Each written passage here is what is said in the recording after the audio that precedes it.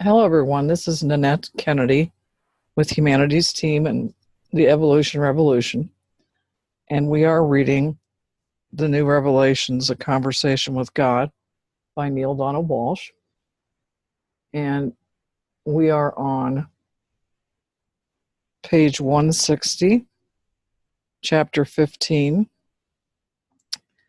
And I'm going to hand it over to Linda. Okay. So I'm going to just read the last little sentence or two prior to where we stopped. And this is God speaking in the New Revelations, A Conversation with God. When humans are being horrible, it's because of something they believe.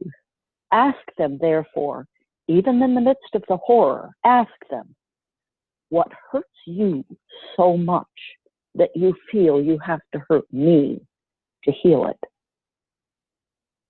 Well, now that is a piercing inquiry. It is a wonderful question to pose in the middle of any disagreement that is causing another to cast negative energy at you. It works in households as well as in internal affairs. But then, having asked the question, you must be willing to listen to the answer. You cannot write the answer off as so much propaganda or dismiss it out of hand.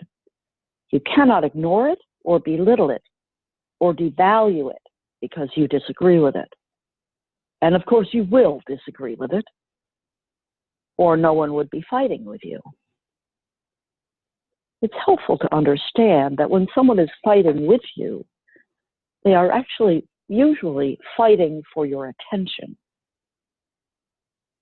If they get you to hear them and to help them with what is hurting them without going to battle with you, they would forego the battle, if only to remove themselves from danger. But then why do they go to war or start a battle? Don't they know that it is bound to place them in danger? Because they perceive that dangerous things are already happening to them or are about to happen to them, and that is what they are trying to stop. Remember what I told you. When they attack, no nations or groups or individuals think of themselves as attackers. They think of themselves, they all think of themselves as defenders. What hurts you so much that you have to hurt me to heal it can therefore be a very useful question. Yes, but what if I can't do anything about what hurts them so much? What if their point of view is skewered and their demands are unreasonable? Everybody's point of view is skewered. Let's begin with that. You should know that is going on. You should know that going in. To be a healer, you must understand that nobody does anything inappropriate given their model of the world. Does that mean I have to accept everybody's point of view as valid? It means that you have to understand that it is valid for them. You have to be ready to say 9 words that could heal the world. Quote, I can understand how you could feel that way. This is a very powerful sentence. It does not indicate that you share another person's feelings or agree with something they have done, but it does indicate that you can understand how they could have come to this feeling. That statement alone puts out huge fires. Really? I mean, is it really that powerful? Yes, because it says to the other, you are not alone. You are not going crazy. You are not the only one who, given your beliefs, thoughts, and experiences, could come to your conclusions. If you are to be a healer, you must understand that the biggest difficulty facing people with a problem is rarely the problem itself, but the fear that nobody else understands it. If nobody understands it, the prospect of finding a solution can seem very dim. That is why the feeling of not being understood leads to desperation. And conversely, the feeling that someone else understands moves people back from the brink and opens the door to discussion.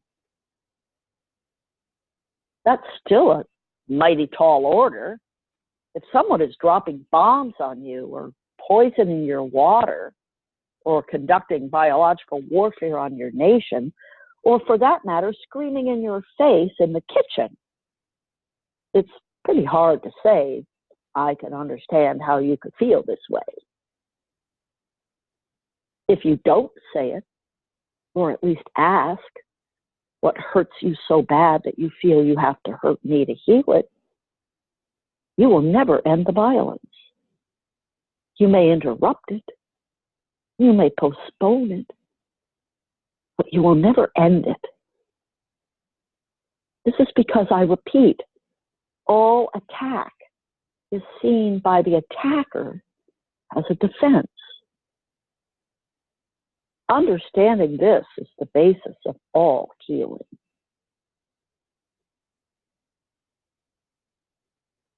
End of chapter. Thank you.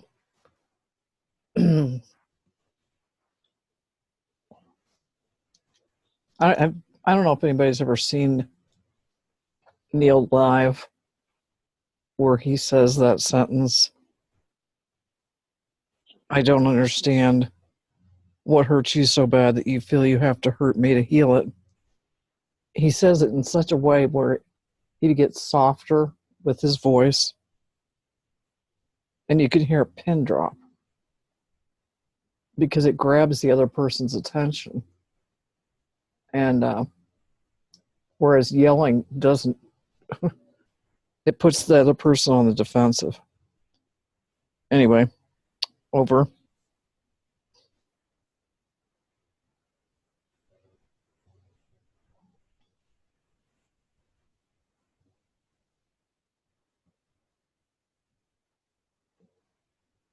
I think this last bit is so important that I would almost want to read it over to myself 2 or 3 times.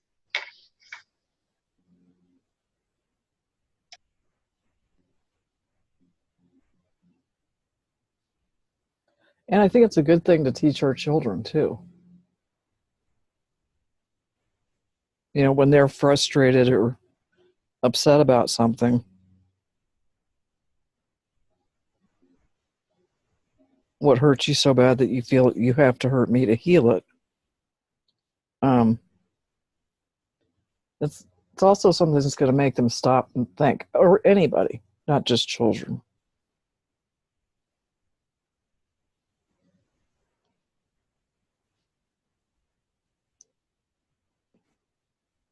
Over. Well, and the whole concept of someone who is attacking you really thinks that they're defending themselves, I think is brilliant.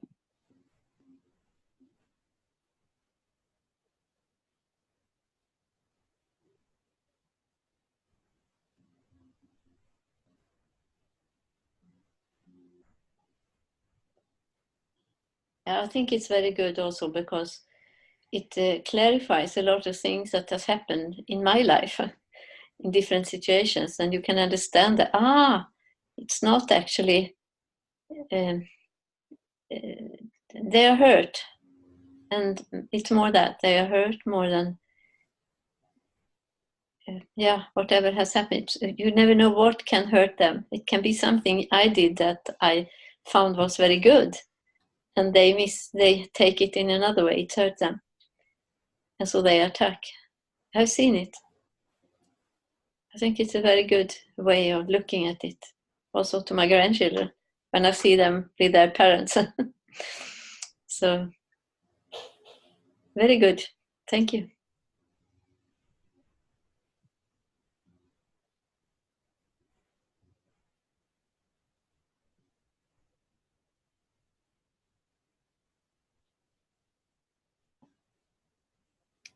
Anybody else?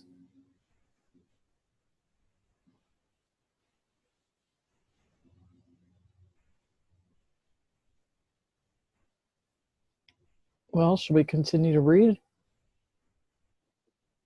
Absolutely. Okay. This is chapter 16, and it's Neil. I found those last statements extremely provocative. Could we explore them further? Certainly we should. What do you mean? Nobody does anything inappropriate given their model of the world.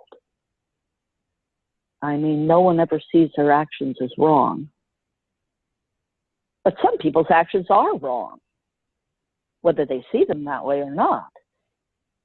Perhaps this is a good time to bring up the seventh new revelation. There is no such thing as right and wrong.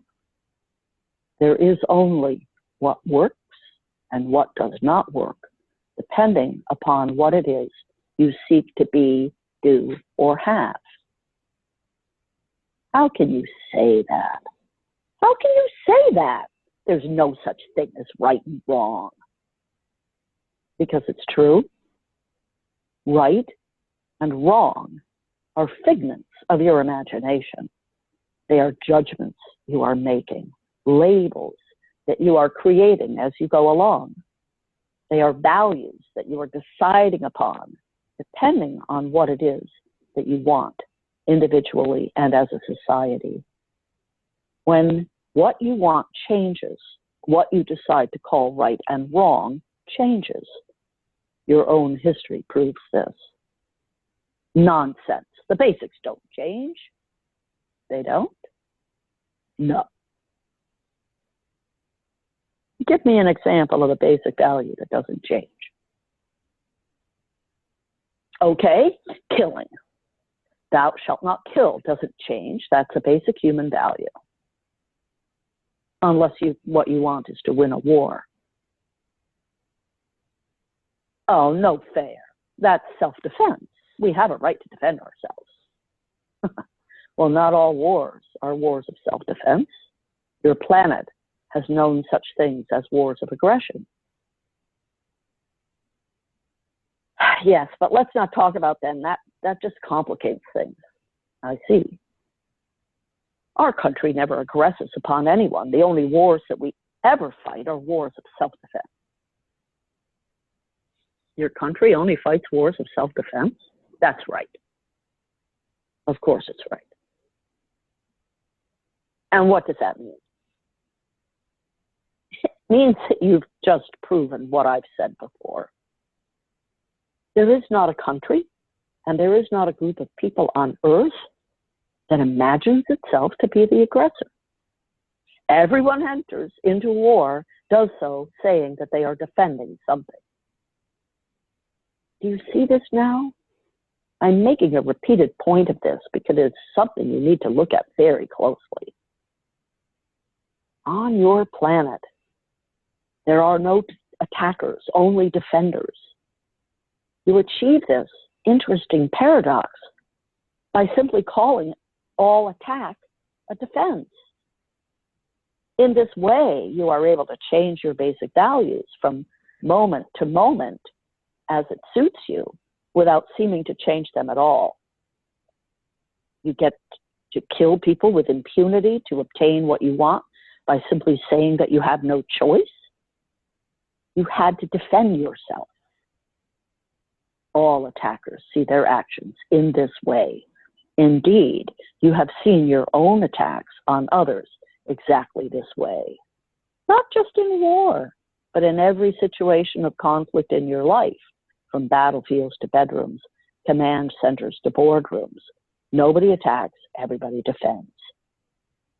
Seeing another's attack on you in this way can produce miracles, yet you could never see another's attacks in this way, so as long as you imagine that there is such a thing as right and wrong. This is very hard to swallow. I hope you know that. The idea of a world in which there is no thing as right and wrong is very difficult to accept. It seems to me that we really do have some basic values here on this planet, values that are shared by all people, or certainly by most of them. Well, don't be shy. Give me another example. Okay, the prohibition against suicide. Most people consider that the taking of one's own life is wrong. It's immoral. Yes, on the question of ending one's life, it is the current imaging of the majority of people on your planet that it is not okay to do that. Similarly, many of you still insist that it is not okay to assist another who wishes to end his or her life. In both cases, you say this should be against the law. You have come to this conclusion, presumably because the ending of the life in question occurs relatively quickly. Actions that end a life over a somewhat longer period of time are not against the law, even though they achieve the same result. Thus, if a person in your society kills himself with a gun, his family members lose insurance benefits.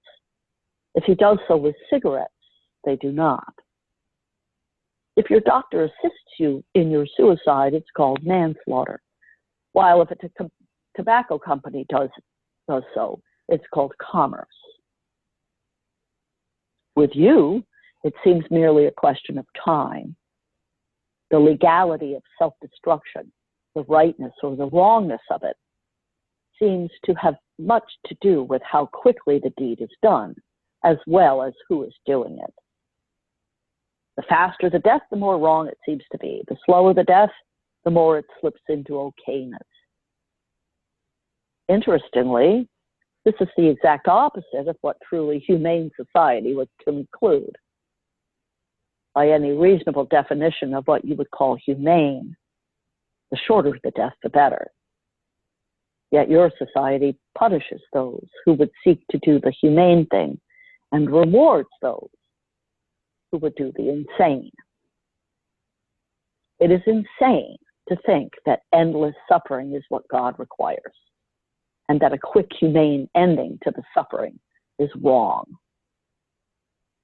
Punish the humane, reward the insane.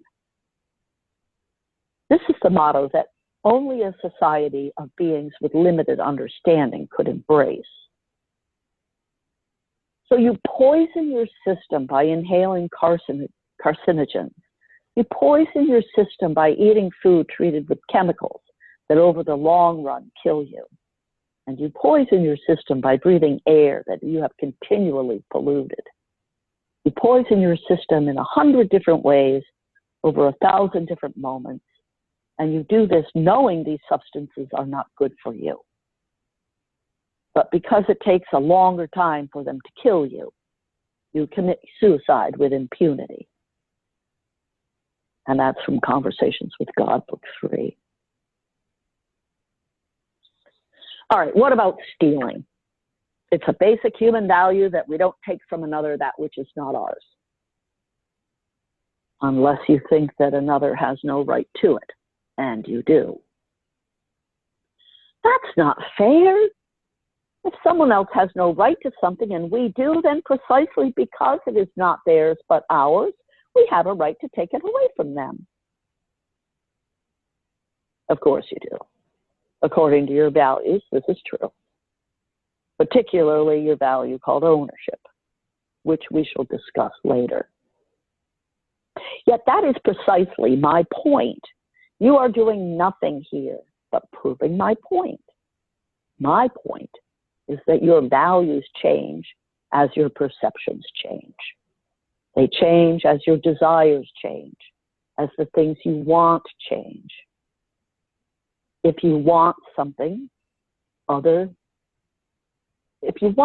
that another party thinks is theirs, and if you want it or imagine that you need it bad enough, you will justify yourself in taking it.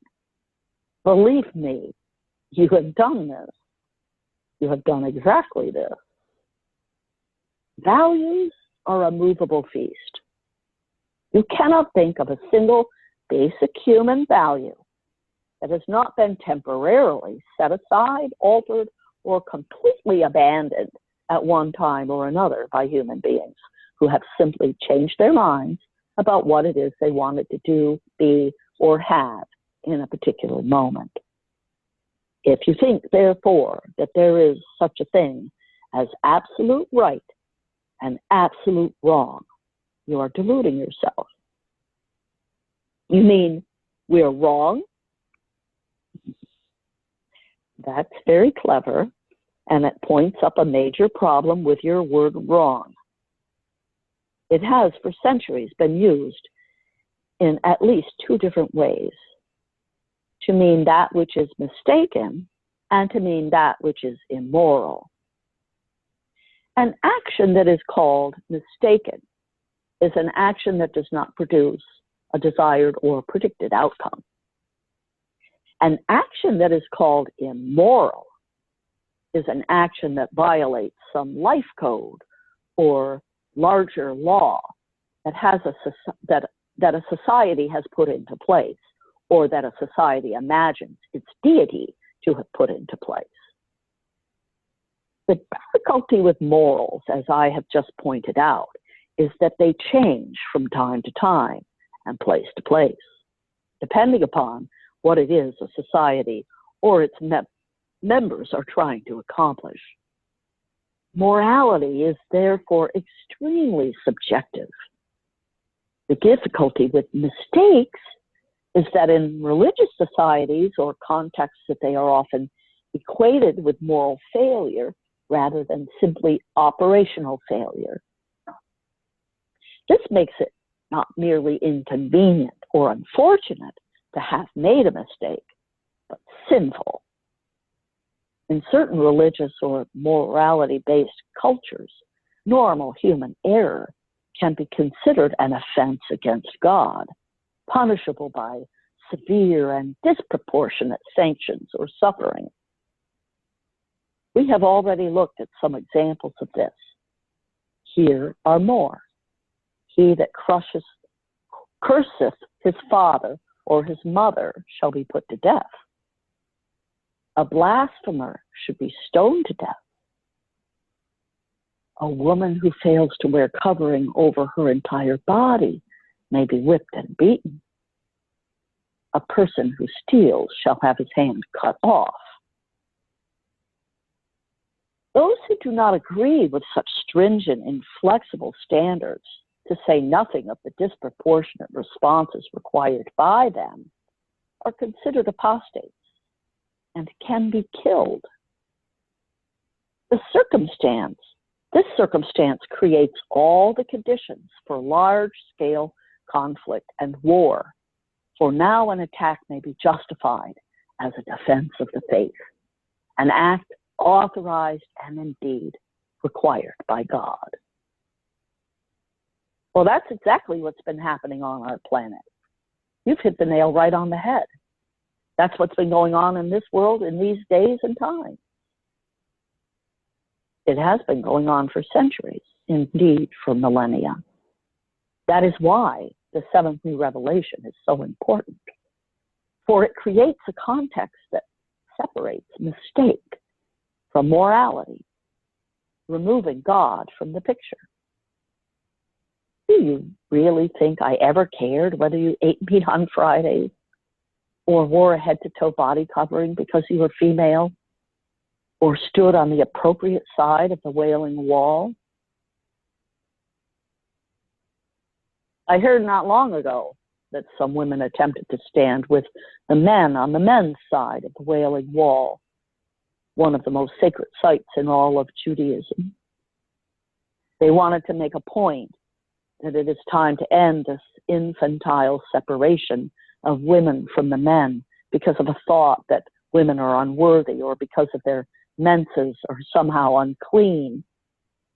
The men, some of them rabbis, began shouting and cursing and spitting, and some even began scuffling with the women. Is it truly your imagining that God is concerned with these things?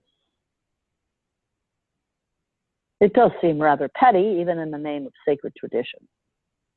Perhaps especially so. Yet do you not care at all about life on earth and what is going on here? God cares about life on earth enough to give humans all the help, all the support, all the tools they could ever need to make it a wondrous and joyous experience. And God loves human beings enough to give them the greatest gift of all, free will. Now, interestingly, a challenge that you have created for yourselves is that you believe God gives his free will, but then takes it away from you by telling you exactly what it is he requires you to do. Even what you are to think and to say, in some cases, how you are to dress and to eat. Some of you think that it is disrespectful even to write the name of God, and so you use dashes where the vowels would be in order not to complete the spelling, ignoring the fact that this new writing custom simply grew out of the fact that the original language in which God's name was written had no vowels. Others of you pass laws in your society against possessing or displaying any pictures or even drawing any of God or of humans or of animals because you believe there to be a prohibition against these graven images. You have denied yourself many of your simplest pleasures, music and dancing, for example, claiming that your God says he doesn't want you to engage in these indulgences. These are, some of you say, sinful and immoral. Indeed, in countries where civil law is based on religious law, you have made the smallest mistakes and the tiniest human errors matters of moral turpitude. Yet true morality, as an unchanging objective criteria, does not exist. It cannot in any evolving society, for the nature of evolution itself is change. And of course, this is exactly what most governments that have their foundation in religion seek to stop. They seek to stop change. That change is the nature of life. And so they seek to create a better life by denying life itself. But life will not be denied, nor will its process be corrupted. Great difficulties can thus arise when societies change and morals do not. A deep chasm is created between by-the-book rules and on-the-ground experiences. As this chasm widens, new and more practical standards of behavior spontaneously emerge within a culture. Yet as new standards emerge, old ones are defended by those who are afraid to make the adjustment. And so again, attack is justified in the name of defense. This is exactly the situation in many of your cultures today. It is an irony of life on your planet that freedom, which is the very essence of what God is, and free will, which is God's greatest gift, is nearly always restricted by those governments that are controlled by religions. So there are those who say that government should not be controlled by religions, that there should be a strict separation of church and state. Yet that is a very Western worldview. Other cultures feel that only God should and can be the supreme governor of human affairs, and that God's law is contained in holy writings and interpreted by religious teachers and jurists should be the law of the land. This is the clash of ideology that I spoke of early in our conversation. It is essentially a clash between the individual freedom and personal restriction, between human rights and what some people declare to be God's law. In truth, there is no clash, for freedom is the essence of God, and human rights, personal liberty, equality under the law, the fairness of trials, are expressions of that essence. Yet there have been religions, there still are today, that do not recognize basic freedoms and equalities as everyone's human right. According to some religions, as has been noted here already, women are not equal to men. According to certain religions, atheists do not have the right to live. A person who is not a member of the faith cannot testify against one who is, and slavery is permitted. No. There is no bona fide religious scripture that fails to condemn slavery. Oh, you had better read the Bible and the Quran more closely. Now, when such religious teachings became law of the land, or became the innermost beliefs and morals of a culture, a clash is certain to develop, especially when those religions seek to make their beliefs the guiding principles of other people. There have always been ideological differences on your planet, but the present widening of the split in ideology with the simultaneous advance in technology has created the conditions for a rapid self-destruction. Well, here we are again at the same question. What can we do to stop this? It will take an unprecedented act of courage on a grand scale. You may have to do something virtually unknown in the annals of human history. What? You may have to give up some of your most sacred beliefs. I can't. I would rather die than do that. That's what some people will say when they read this. Then they are going to. Many people are going to die in order to be right. Only when enough human beings die over these ideologies will you decide that maybe it was the ideologies themselves that were mistaken.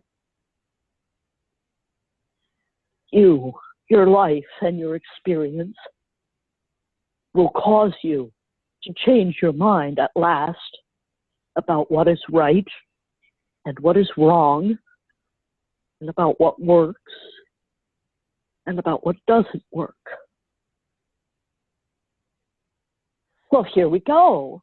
This is a very kind of relativism that fundamentalists claim is creating all of our problems in the first place. Isn't this what gives rise to even more radical fundamentalism? Yes.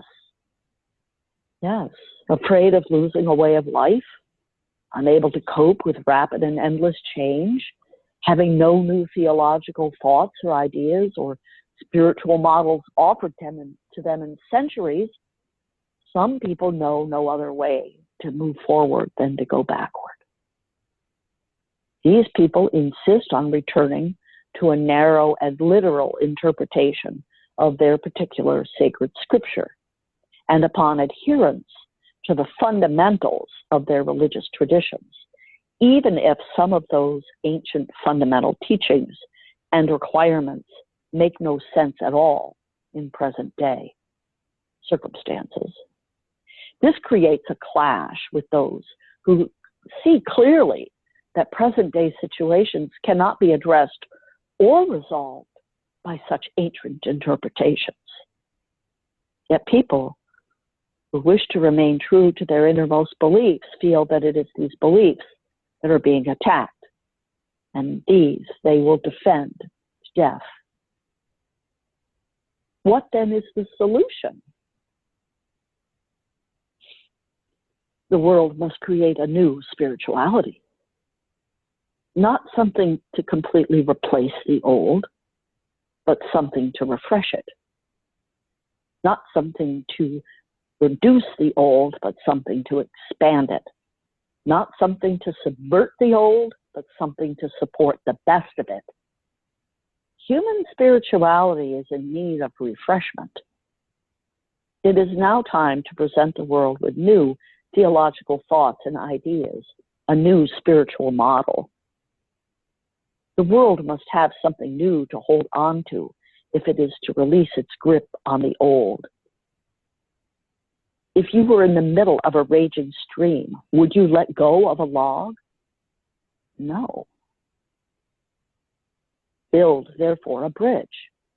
Become that bridge. Live the beliefs of a new spirituality. Walk the path of a new revelation. Do not merely speak of this revelation, but demonstrate the truth of it with your life lived. Show the way. Be a bringer of the light. I have to ask again, what can one person do? You are the light of the world. Do you not know this? Everyone is, when they choose to be. A city on a hill cannot be hidden. Neither do people light a lamp and put it under a bushel. Instead, they put it on its stand, and it gives light to everyone in the house. In the same way, let your light so shine before men that they may see your good works and praise the beliefs that have sponsored them.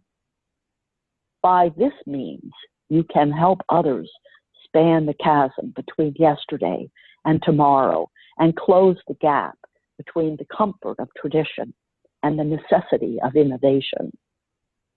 For the world must now invent itself anew, yet honor the past as you envision the future. Do not completely reject old beliefs, nor require anyone else to. Enlarge upon them, alter them where alteration seems appropriate, invite others to do the same. Let your new spirituality be not the rejection, but the fulfillment of all that your old religious laws and your ancient prophets have promised you. And when others ask you, what are you doing? Say, do not think that I have come to abolish the law or the prophets. I have not come to abolish them, but to fulfill them. End of chapter.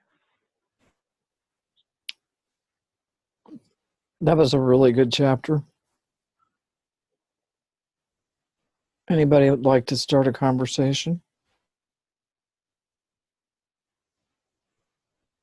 I would love to at the moment, because this for me is very strong to read. As you might know, that I for many years was with Sai Baba in India, and what attracted me there was not himself, but it was a program, Education in Human Values.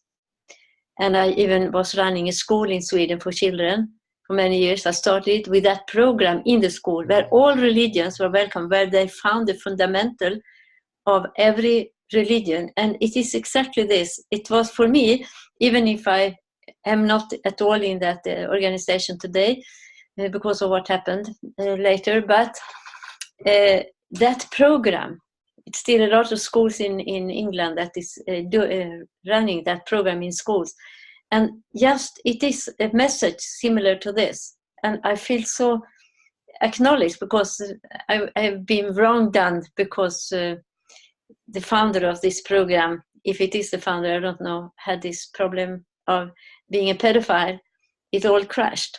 But the children that were, it's 20 years since we ended that school now, and still students from that school contact me and are so grateful for what they could do in this school. And that this book was not, at that time, we would have read it otherwise, but it was just that you could unite, go deeper and find your own way to look at all kinds of different religions, never condemned or but you look deeper into the source of religions. And as I say, in the depths they unite, on the surface they separate. And this was a very deep confirmation and uplift for me to hear this and say, okay, I was not just crazy doing that program. I did something that was good, and I would have loved this book to be part of it because it would have been. I just find it so inspirational and so profoundly helpful in the challenge that life on planet Earth is today. This is exactly what we need. So that was just, it came, I couldn't stop it. It just came out of me. Thank you.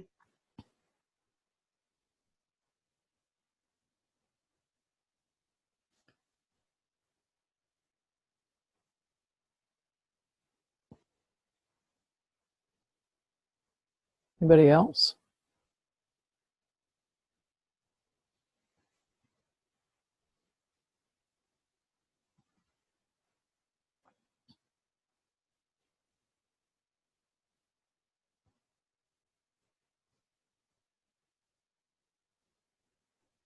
I just totally agree with everything that Bima said about how profound it is and how sort of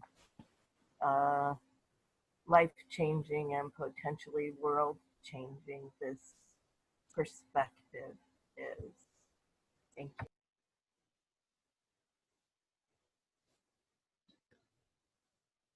I think, and I don't have it sitting right next to me, not that I can see. Once I know how to keep my office clean, I'll keep you posted.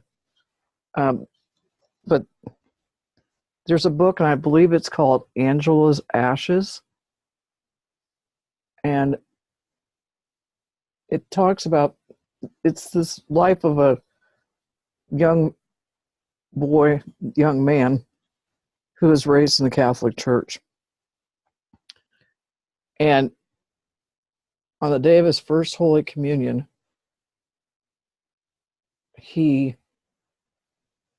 I think he forgot, he ate something before communion. And the rules used to be that you weren't supposed to eat for 3 hours or something before you received communion. Well, he was devastated because this was the day of his first Holy Communion, and he didn't know what he should do. And so he went ahead and went to church and took his first communion.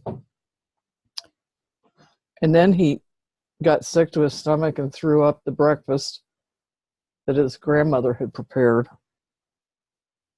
And he threw up the communion. So he thought he was going to hell in a handbasket. And the grandmother said, well, for goodness sakes, who told you that? You know, you're not, and this, what reminded me of this is that you don't need to replace something completely like the old, but something to refresh it. And apparently the grandmother said, you're not going to hell. You didn't, purposely do anything.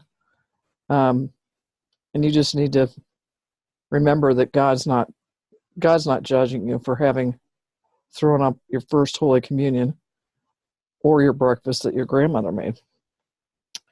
So anyway, I just thought that was an interesting parallel from the Catholic Church and the way they've changed rules over the years. Over.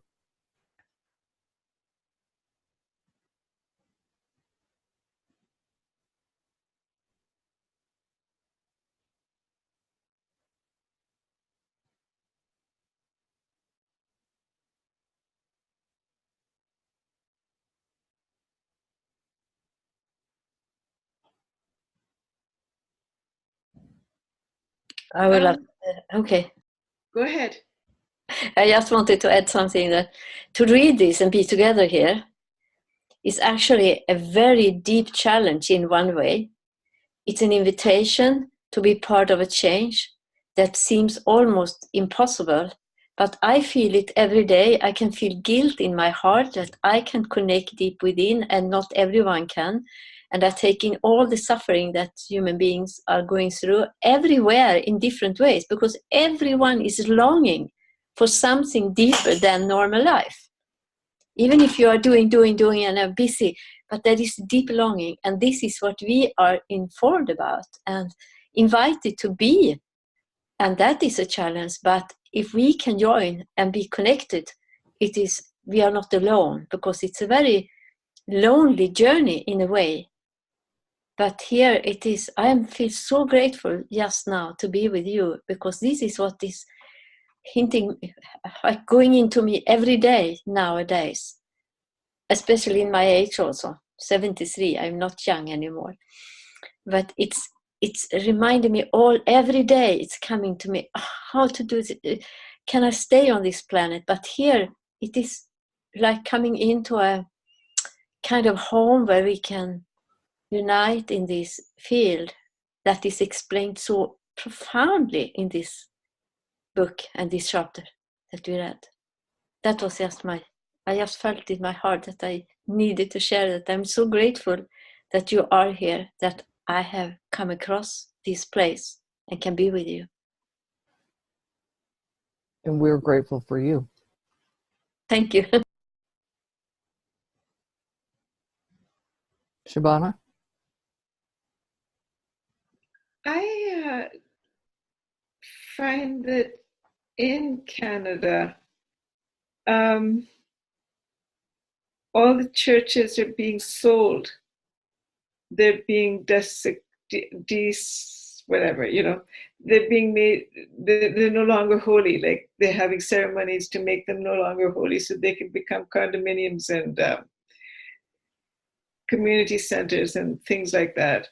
So no one's stupid. We're all leaving organized religion in a hurry. And this book, which was written a while ago, was predicting it. I mean, no one has use for it, for that kind of conformity being forced on people, just like the story that you recounted from Angela's ashes, Nanette. No one wants to be forced to contemplate the ancient box. Over.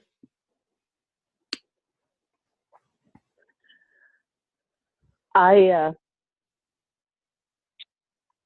have a friend that she usually comes to my Sunday circle, and she was here last week, and she said, "Oh, I got to go to the Baptist church tonight because the son of a mutual friend of ours was going to be baptized at the Baptist church."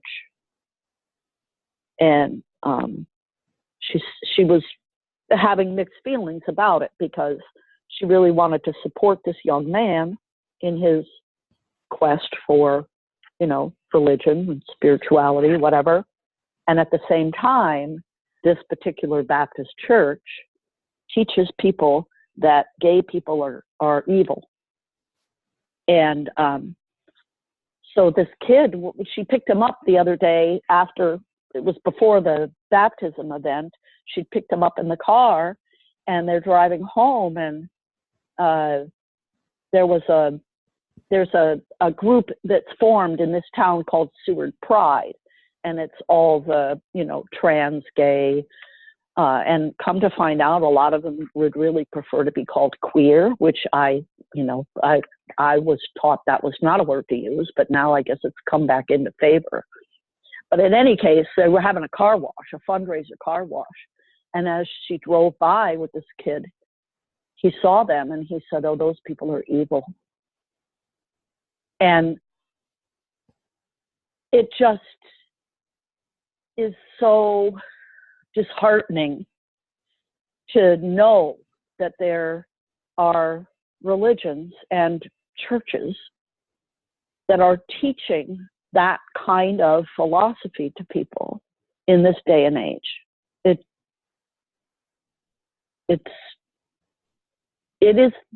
the end of times in that regard. I really do believe that we're coming to a time where that's going to change, but for those people to awaken and be different, I don't know what that looks like. Over.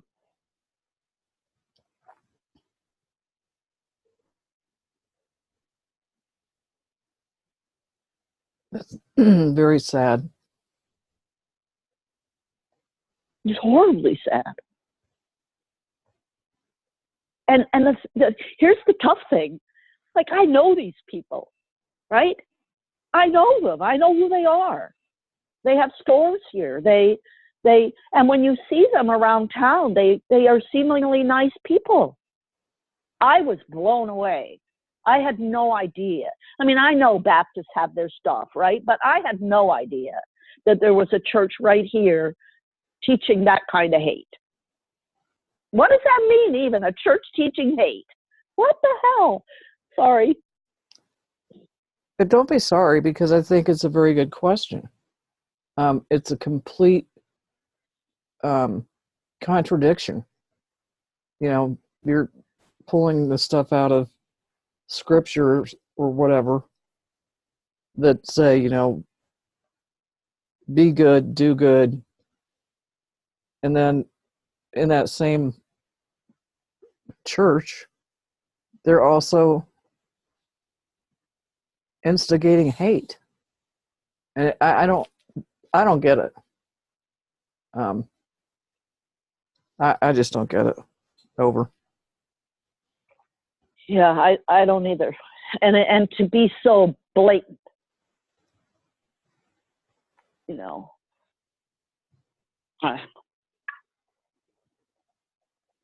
Well, I find myself, And I guess, sorry. go ahead, Mary.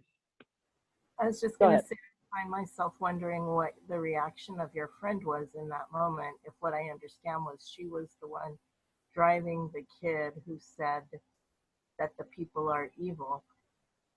Because, you know, I think that the only way we have to change it is in that moment to be a model of, you know, understanding, like back to that question of why do you hurt so much that you think you have to hurt me to change it?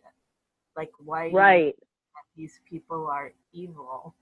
You know, I don't think that. I'm curious as to why you think that. You know, if we can find the way to have those conversations without being attacking because we're defensive, I guess that's what I see that we have to do based on this lovely material we just read. Over. Yeah, she did a great job with him. I forget exactly how because here's the thing, she's older than I am. She's in her early 70s, and she's been very supportive of the Seward Pride group as it's come together and been organized. And they've had a lot of events that even I would have gone to, except that I've had schedule conflicts. But they had like an alphabet soup event where they talked about all the different words, and you know, to bring everybody up to speed on what does it mean and what is, you know, and so when her grandson, or this wasn't her grandson, this was the son of a mutual friend, when this kid said that, she was really good with him, and she had a great conversation. And I think that the kid ended up saying something like, "Oh, I think I understand. I think maybe Jesus might not be thrilled with what they're doing, but he would still love them." That was what the kid ended up saying. So, and that's true. That's true. You know, Jesus would still love them no matter what, right? Whether or not Jesus would be happy or unhappy, you don't even have to look at that. You can just say that's true. That's right. Jesus would still love them no matter what. And isn't that really the point? And so really, if that's the case, then how evil can they really be? You know, and then he was sort of like, yeah, you're right. So now he goes back in and he gets baptized, and then who knows? But he'll always have that conversation in his head, and who knows what he'll bring forward from that. But that's, you know, I see that as, I think this chapter is exactly like where we are. This is exactly what has to happen. And I think we're seeing examples of it every day. in the world being acted out. Everything is getting pushed to the extreme. And that's because it has to be broken down and rebuilt. Over, done. I'm going to be very brief with this because I want Shabana to do her meditation. And I may have mentioned this on this call before, but there's a television show that I think is out of Netflix, but I could be wrong. But it's called Queer Eye. And it's these 5 guys that are so inspirational because it's not just a makeover of their clothing. It's a makeover of their inner self. And a lot of these men that get the makeovers are kind of afraid of gay people. And they all come around to saying, I can't believe I used to think like this. You know, and I think it's the kindness that comes through. Anyway, if you have an opportunity to see it, it's very good. Can you write it, the name of it, in the chat room? Yes. Thank you, because I would love to see it. I would just say, regarding what Linda was saying about that church, that we've just read, all attack is seen by the attacker as defense. So basically, that's what's happening there. Fear of that church, obviously facing fear, but all attack is seen by the attacker as defense.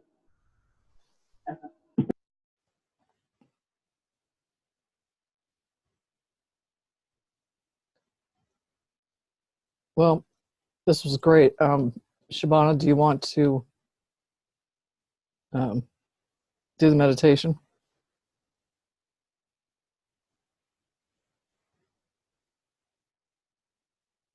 You're on mute.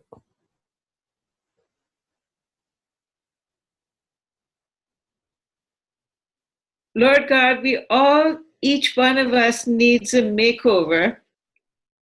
The vulnerability within each of our hearts needs to be addressed one heart at a time, because whatever happens at the micro level spreads everywhere. So we thank you that right here, 7 of us are uniting our hearts in exposing our own vulnerability to ourselves. As we have done in the discussion, we've exposed our vulnerability and our grief to each other. And now we're thanking you that in our meditation, absolutely everyone is included and loves themselves the way we wish to follow your exposition here in this chapter, in these chapters. Amen.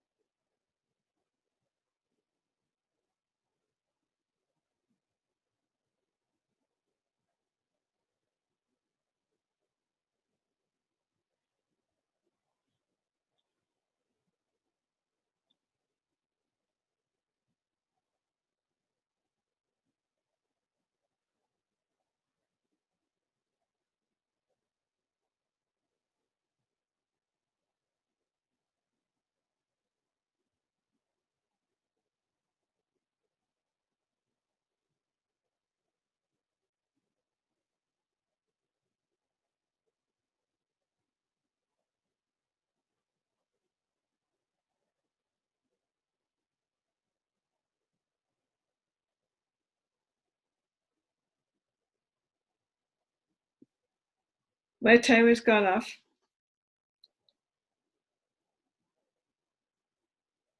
You're on mute, Nanette. Say it isn't so. Anyway, thanks everybody.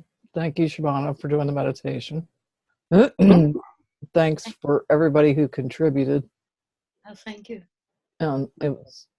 This is a very powerful chapter, and we probably could go on and on talking about it. But we can discuss that at the beginning of next week. So, all right, everybody, love you. Love you too. Love you too. Okay. Thank you, Linda. Yeah, thank you, Linda. You're welcome. As always. Thank you, Linda.